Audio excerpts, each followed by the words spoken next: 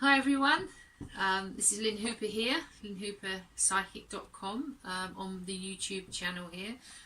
We're talking about healing today, and I'm a psychic medium, but I don't actually practice Reiki or, I've done the spiritual healing, but I'm not actually what I would class as a healer. But I know lovely Jenny here is, and Richard has been training. So I thought it would be really interesting to find out more about the healing, and particularly I wanted to ask you, Jenny, who you thought would be the type of person, typical person that comes to have healing. That comes to have healing. Well, sadly, quite often healers are right down the end of the line. People sort of don't think about coming to a healer until they're quite desperate. There are people that come that are on a spiritual journey, and they understand the whole meaning of healing and how it can help the body holistically, working on mind, body and spirit. So there are people that understand that concept and come because they realise that the whole body has to be healed, and they will come on a regular basis. But other people who are terminally ill or desperately seeking some way of getting better will quite often come to a healer last. So, and then realise that there is another way of helping themselves, by using healing methods. Do you think that's because they don't have a belief in the afterlife or the spiritual side of things, or is it because they've exhausted all other options? What do you think? I think it's a combination of all, and I think it's a lack of understanding that the body is extremely complex, and it isn't just made of physical matter. That the body has many aspects, and it needs all parts of the body need to be healed to bring it back into balance. When the body's in balance, of course, it can heal itself. It's an amazing piece of equipment. So, and do you think the healer has a part to play in the balance of that body themselves personally? Yes. I think they channel the universal energy that helps to bring the healing into the body, to help all the cells in the body, to bring the body back into balance. So certainly a healer will be trained to actually channel that energy through them and onto the patient. How do you feel about it, Richard? I know you just started training, haven't you? Or you've done Reiki 1? Yeah, I've just finished training in Reiki 1, and then after you've done the first stage, you do 21 days sort of self-healing. So yeah, it's been quite interesting, and like you said, Jenny, what I found with the healing is it will once you're healing, you have to deal with emotions from the past, or your own emotions from the past. Things that are holding you back. And this is from self-healing. Wow. Yeah, since doing the 21 days, I'd have certain days where a situation would happen in my life, and it would make me feel a certain way, and then I'd think to myself, so why am I feeling that? What's the reason? It's not helpful. I don't want to feel that. And then a bit like therapy. It's probably like counselling. I suppose there's loads of different ways to heal. So how do you go through the process then of that self-healing? If you feel that feeling, that emotion coming up, what happens? What do you do? Well, what I do is I acknowledge it's there. I acknowledge I don't want it to be there, and it's not any use to me, or it's not helping me. Not serving you. No, that's right. So what I would do is I deal with things by writing things down, writing out my thoughts. Excellent exercise. Yeah, and it does teach you to recognise when you first felt that thought when you were a young child. Say if you're in a situation where you're getting angry at someone through jealousy, or you want what they've got, or what have you, and it's like reconnecting it to when you first learnt that emotion, and realising you don't need to deal with that emotion, you need to let it go. And I think that's what the self-healing is about. Which is just often easier said than done. Yeah, just not at all, But it's finding a balance, isn't it? So did you set a certain place where you do the self-healing? Is it like you've got a room or a quiet place, or, is there some kind of routine with it? I just, what I do is I have a massage table, and it just basically makes sure, well, it's not always easy, but you're in a room that's quiet, so there's not going to be distractions, people walking in, or loud noises or what have you, and then just go into a meditation and start healing all your different energies, all your different chakras. And then after that, then you do the writing, or do you do the writing before? No, I tend to do the writing daily anyway, but I do it more so when a situation comes up and I think, I don't like that. I don't like feeling that, so why am I feeling it? If I don't like it, why is it there? So that's a general thing, like I practice in the workshops, channeling that and writing it out. But the self-healing on the massage table that you've got is about just aligning the auras and the chakras and balancing the energy. Cool. And so for some for a reason that I feel like if I go back to that anger side of it, I'd normally feel it in my chest or my stomach. So it would be that situation, that place needs a bit more attention to heal. That makes sense. So somebody like Richard came to you, Jenny, that wasn't self-healing, but was talking about that anger and that energy and that upset. How would you deal with that? Well, I mean, as a professional healer. You'd find that when you actually are applying the healing, a lot of these emotions will come to the surface. It's quite normal for people to burst into tears. They sort of... healing touches people at a very, very profound level, more than they realise. And of course, as we know, that a lot of emotional things manifest themselves as physical things. So healing quite often brings an awful lot of these emotions to the surface. Obviously, we would, if somebody broke down in tears, we would be very sympathetic and help them through it. But quite often with the healing, you have these shifts that go on. As a healer, you can feel that happening in the person. So as you're laying your hands across them or on them, you can feel a different change of energy. Quite often you can feel shifts come through the feet. Obviously the tension's released and it comes out through the feet. What do you see? Blockages. What do you see when you heal? I feel more than see, although I do occasionally see light around people. A lot of people who are actually taking the healing will see bright colours. They will feel tingling, or they will feel cold sometimes. There's all sorts of different feelings that people do experience. Not always, not everybody does. A lot of people see colour, bright colours sort of coming in and out, which is beautiful. It's a lovely experience when people feel that. But it's basically you're working with energies, so you're going to feel all sorts of strange things going on. And it affects the body, as I say, at a very profound level. So you do experience... So do you feel you're doing this personally, or do you think you're channeling? It's channeling. I believe it's channeling. Yeah, definitely. I think everybody actually is born with the ability to heal. I think it's something that we have very deep inside us. But I think, unfortunately, we're all programmed to believe it's not possible. I think... that is it, isn't it? Mindsets, yeah, isn't it? Definitely. It's not out in mainstream, is it? I was going to say society, isn't it? But, obviously, you probably aren't going to make a lot of money out of healing than you would out of medication and that kind of business. So I think that's why it's not at the top of the list. Like you said, a last resort, people come to you. Well, I mean, it's understandable in one way, because like with a headache, you're going to reach for tablets. I did that, earlier today. In fact, I'll take it out. I didn't think actually I could go and do self-healing or healing, because it's not in the general remit of our everyday life, is it? It's just like, it's quick, let's have a tablet, killer. And in fact, reprogramming ourselves to step back, take a bit of time, learn some self-healing and balance might make a big difference, mightn't it? I mean, not saying to anyone stop medication, but we are saying look at alternative ways to start bringing it into your life, isn't it? Yeah. I mean, if you look at the human body, it's such an amazing piece of equipment. It heals itself if we allow it to. Doctors are wonderful. You get a broken bone, and the doctor will heal the broken bone. But the body heals the bone itself from inside out, really. You like a have cut, a cut, isn't it? all the little, we your take body it for granted, knows. don't We we? do take it for granted.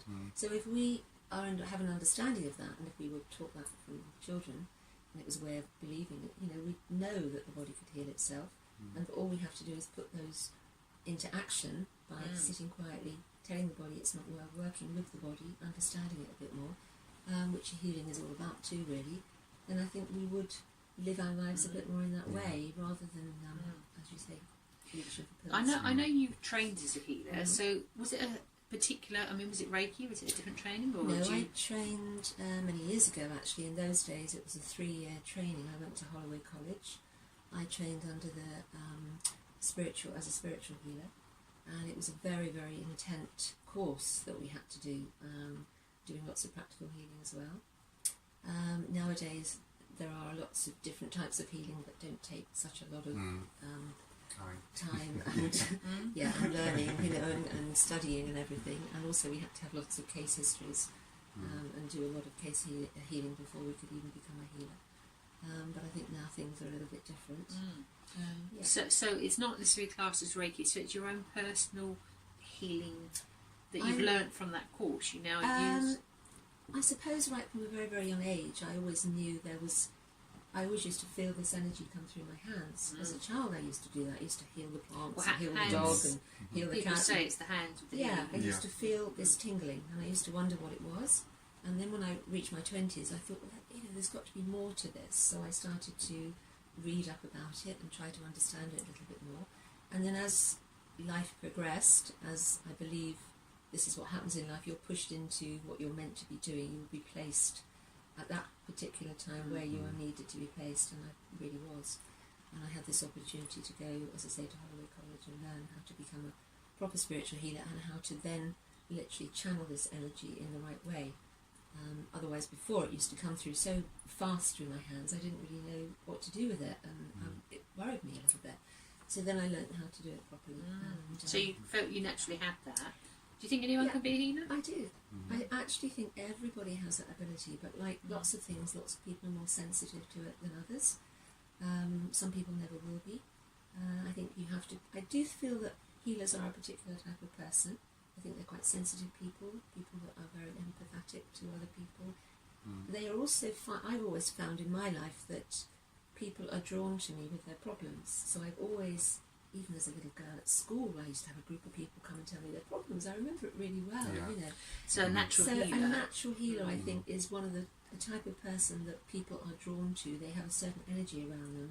They have a calmness around them, a sort of way that people are drawn to talk about their problems. And they So you said calmness. Do you think that's what it is? There's a natural calm quality about you? I think it's the calmness that underpins that? I think is it like people can be themselves around you? Yeah, possibly. They feel at ease, you know, you make them feel... No threat. Yeah, basically. Yeah. I've always been quite a laid-back, quiet sort of person. I don't... See, now I know you personally, Jenny. Yeah. I think you've got quite a fiery spirit. I have the other side of me. I have, you know, I think we all have two sides of us, don't we? Oh yeah, no, I won't let anybody walk over me, but... But I think that's the strength, that's the quality that you have, because you know it in yourself. Then that gives off an air of confidence that then the people are attracted to, because they know you've got, you know, your own energy, you know where you are with it. Absolutely. And also I think you have to be confident to be a healer, because you have to believe that you can do it. Yeah. If you're a weak person, you're not going to believe that it's possible for you to do that. Yeah. And I think belief in what you do is extremely important, the intention and the belief in the healing. And do you think that kicks in with you with your self-healing? You believe that you can heal that? Or is it just because it feels good to start with? I think at the beginning, I kind of thought, I'll just do it and then see what happens. And then probably about the 9th or 10th day, going back to what you said of having a headache, and I had a stomach pain or what have you, and I did the same practice, the self-healing, and then all of a sudden it started to work, and I can't explain it. I don't know how it happened. And of course, you're not going to believe anything until you see something actually happen, you see evidence of it. And I think that's when I started to believe. And then from that day on, it wasn't a case of, oh, I'll just do it and see what happens. It was a case of, okay, so what do you know? What? And it's interesting how different ways work. Obviously, I'm a psychic medium, but so a lot of it was mental and what guides were showing me. And years ago, when I was struggling, I've never really had any real health issues, but when I was feeling really tired or unwell, they took me on a spiritual vision, if you like, and they showed me a door and it said Lynn's healing on the door. I thought, that's odd, like, and it was just like a vision. And I went in and there was this couch there, and they just said lie down, and I could see this big screen. It was like looking out over the ocean, and it was very strange. And then they said, right, this and this, and there was these crazy like luminous colours and potions, and I thought, what else going? They said, drink this, you'll feel better. And this was the vision, and I drank this, and I came out of it and felt great. And I thought, what on earth's happened there? You know, that to me was like a self-healing. Yeah. And they said to me, you can go back to visit this room anytime you like. And I thought, it's so interesting. Like, I'd really like to pursue that more, find out where that was, like in the spiritual realm, if you like. But it was certainly self-healing. But that was a vision as a psychic or a medium, if you like, that really helped me. But with healing, going to healers, when you're out of sorts, having the balance of a healer that's used to doing it is really helpful to get you back on track. Into balance, that's right. And the daily help of helping yourself as well, because you can do that a lot, but sometimes you do need an outside person who's very practiced at what they do to kind of get you back to that state. It kickstarts it really, doesn't it? It sort of kickstarts the body back into balancing itself and to start the healing. Do you use crystals? No. No, actually I do. I'm not a crystal healer, but I do have some very beautiful crystals that I always put under my couch, because I do feel that crystals do enhance the healing that you're channeling very much. Any so. particular crystal? Under the bed, the healing couch that I use. Quartz crystal, particularly, just the plain quartz. Well, they're the universal one. They're the main crystal. They're amplifiers, aren't they? Absolute amplifiers. It's what we use in radios and everything, isn't it? Well, it's in our brains actually. We've got actual crystal. They're very powerful. In our brain, that's what we use to connect with that psychic intuitive stuff. So that would make sense, wouldn't it? Yeah, so I do find that does enhance the healing that we use. In fact, it's quite interesting because I had one of the crystals was completely misted up. It was one that had been buried in the ground for many years. It's a very old crystal, beautiful one, but it was completely misted up. You couldn't see through it at all. And we put it under the healing couch, and after one day of healing, it cleared completely. Wow. Which was proof to me, that was wonderful. Isn't it interesting? Because I remember having a crystal and I used to hold it when I was really stressed about something, and then it cracked. I'm sure I saw the negative energy that's poured through and cracked this crystal, and it was helpful, but I thought, wow, just goes to show you how powerful that could be. Yeah. So, do you think it would help people having crystals at home? Definitely, absolutely. Anything taken from the earth is extremely powerful. It all holds an energy. So anything that you resonate with, or even if you pick up the stones are very old energy, they will carry that with them and will help you. They're all healing. Do you have a guide that you work with? I do have 2 guides actually. Yes, I have a very gentle lady that comes. She's from the Celtic times, and she kind of always, I'm aware that she's with me when I have to deal with gynecological problems or ladies' problems, or she's a very gentle soul, and I'm always aware when I'm healing she stood behind me. And then I have a very large man, I don't know who he is, with massive hands, and whenever he comes he just overpowers me completely, and I feel that he's just working completely through me. But I don't know who he is, but he's a very medical type of man. And how do you know, you're saying about medical, how do you know what parts need healing? What happens? You can feel the energy through the body, so I find that once I start scanning the body, which I do first. And how do you scan? Do you use your hands? I use my hands, my hands. And they will tell me certain areas that need to go back to. My hands will probably start tingling, or I feel heat, or I feel cold, or different types of energies around that. Then I go back to that area, and then intuitively I will know that that particular part of the body needs more healing than the rest. But really the healing will naturally go to anywhere that it's needed to. But sometimes if somebody's particularly ill, it's good to go back to a certain area and just give it a little bit of extra boost. And how long does that last, the session of healing, roughly? Well, the healing session is about an hour, but obviously the healing continues when the person's gone. It can sometimes go on for days afterwards. Can it affect them afterwards?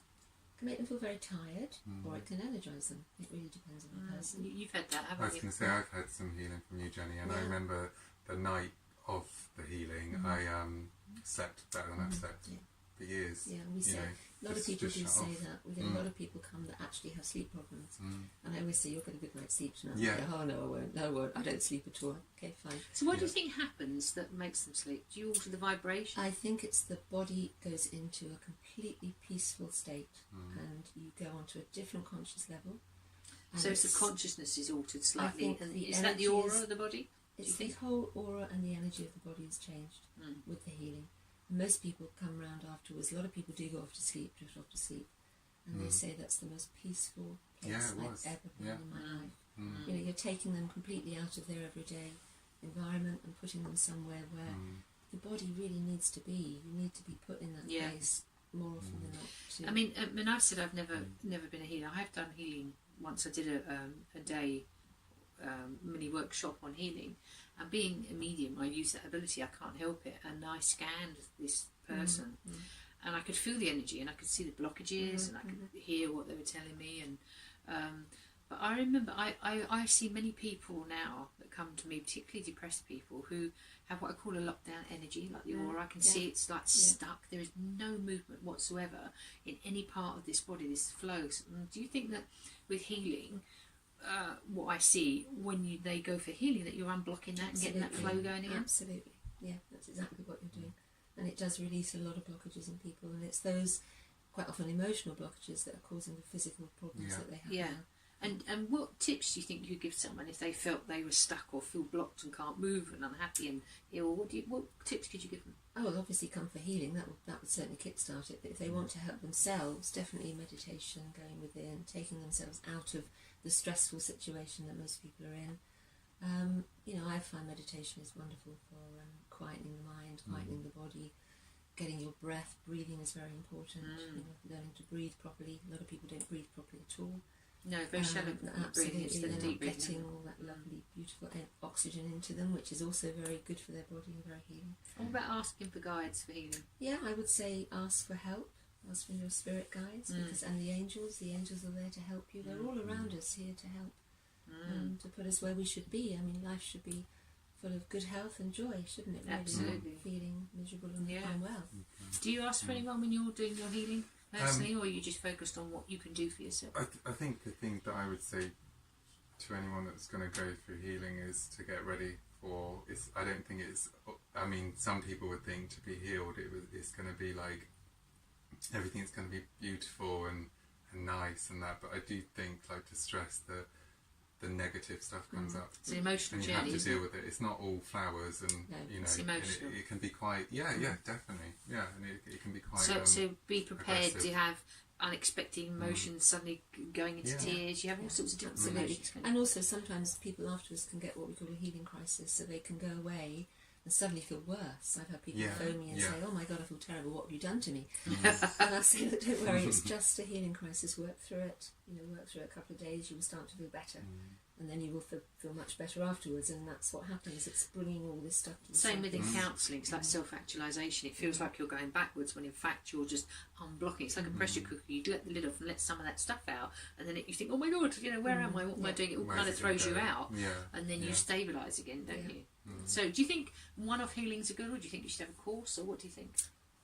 I always say to people that've never been before, they come and they say, "I'd like to come back again. Should I come back again, or what should I do?" I always say, if you feel you need to come back, you will know.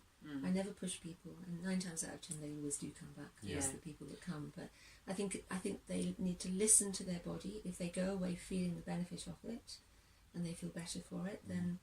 And isn't it wonderful in today's high-paced society to go to a healer and just have time out to just relax? Just There's some beauty in that, isn't there? Such peace in that. So I think it's definitely something we'll agree on, whether it's self-healing or going to a qualified healer. It's got benefits, hasn't it? Oh yeah, definitely. Because it affects all parts of your life, doesn't it? Of course. As you start to feel more balanced and in control, and if you're in pain, there's less pain. I mean, have you had any miraculous healings? I was just going to say about pain, of course, healing actually releases the endorphins into the body, which is the body's natural painkiller. So that's one of the things it does. Yeah, we've had some interest. I never like to say we healed somebody or anything like that, because I just feel the healer's journey is just a very quiet, Well, no, but it's a humble way. But yes, we have. We've had some wonderful results from people that have really been quite desperate and in really bad states. And in fact, we actually have a little healing book where we offer people to write their comments in if they want to. And some of the remarks that they make are just amazing. And it's quite nice for us because it's confirmation of what is happening to people when they come. And I always remember once, just an interesting one. It's not particularly about healing, but a lady had come to see us who had never been before. And as I met her here in the Shepherd's Hut, as she came out, walked down the steps, I went, "Oh my God, she's pregnant. She had a big tummy." So I said to Judah and Jeanette, "Well, we need to be careful." I'm always very careful with ladies that are pregnant. So I said, "We need to be a bit careful when we do the healing." And anyway, she came in and laid on the couch, ready for the healing. And I looked and I thought, strange. I thought she had a tummy. And it was gone. I thought, maybe she's not. But I saw her. She was pregnant, heavily pregnant. Anyway, we did the healing, and as I was working through her, I thought, that's really weird. I don't understand any of this. But I did feel that she was pregnant. So anyway, at the end of it all, we always have a little discussion. People like to know if we picked up on anything or whatever, so we like to have a little chat. And I thought, do I say anything all right? And I said, I hope you don't mind me asking, but are you expecting a baby? No, she said. Sadly not. I've been having IVF for years now. I can't get pregnant. It's my one thing that I really want in life. And we're desperate to have a child, but it's not going to happen. And I said, well, I'm not so sure about that. I saw you pregnant. And she said, no, it's not possible. Anyway, she went off and she said, thank you, it was lovely. And we talked about different things and off she went. And lo and behold, she's now got a beautiful little girl. Wow. Within, I think it was only about a couple of months after, or maybe less than that, after she'd left us, she discovered she was pregnant. So psychically, you've picked that up. I pick up a lot of things psychically from people. So the healing, it's like a psychic ability Yes, yeah. alongside that healing. Yeah, you're working on a mediumship level as well. I find that I do quite a lot with people that come. You're kind of working in a very open space, if you like, and spirit is there. Quite often spirit do come, with messages for them. Quite often get messages come through. So there's an extra bonus to the having the message as well. In a way, has opened me up as well, which has been lovely. At first I was a little bit worried about saying anything. I used to think, oh no, I won't say that, but now I do, and 9 times out of 10 they understand completely. Which is great. So whatever way you look at it, it sounds like healing is an underrated part of our life that perhaps. But interestingly, more and more people, and I'm finding we are getting a lot more people from high-powered jobs. Well, yeah, I should imagine the stress, isn't it? It needs to de-stress. Are suddenly realising that this is actually something they can do that is really good for them. Yeah. And whereas before they probably would have not even entertained it, they'd pick up a bottle of pills or whatever. Yeah. Now they're realising, a bottle of wine. But now they're looking outside the box and realising that actually there is another way. In fact, we've recently been treating a guy that was really stressed out, and he just cannot believe. My God, he said, you should bottle this. This is incredible. And he comes regularly, and he works all over the world. He's got a very high power job. Selling bottles of healing, that would be interesting, wouldn't it? If you could bottle it, if only you could. But so that's also quite interesting. I'm finding it's hitting different types of people. As it's now becoming more accepted, I think. Accepted. Yeah, fantastic. Wow, okay. Well, thank you. That was really interesting, both of you. I really enjoyed listening to that and those stories. So that's a little insight into healing. So we hope you enjoyed our little discussion today on healing. If you want to pop over to like or subscribe to this channel, if you haven't done so before, and perhaps add your comments to it, then we'd love to hear from you. But until then, stay strong and see you next time. Thank you, Jenny. Thank you, Richard. Thank you. Bye.